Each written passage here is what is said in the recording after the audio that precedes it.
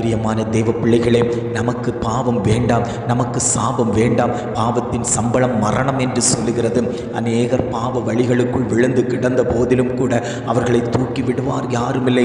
இவன் இந்த பாவத்தில் விழுந்தவன், இவன் இப்படியே மறித்து போகட்டும் என்று சொல்லக்கூடிய அளவில் உலகம் போய்கொண்டிருக்கிறது. பாவங்கள் செய்து தேவ மகிமை அற்றவர்களாய் நாம் காணப்பட்டு கொண்டிருக்கிறோம். சத்ருவானவன் இன்றைக்கு பாவத்தை செய்ய தூண்டிக் கொண்டிருக்கிறான். நாம் பாவம் செய்யாதபடிக்கு தேவ சமூகத்தில் போய் உட்கார்ந்து, ஆண்டவரே, நீர் எனக்கு ஞானத்தையும் அறிவையும் புத்தியையும் எனக்கு கற்றுத்தாரும். நான் ஞானம் இல்லாமையால் அநேக பாவங்களை செய்துவிட்டேன்.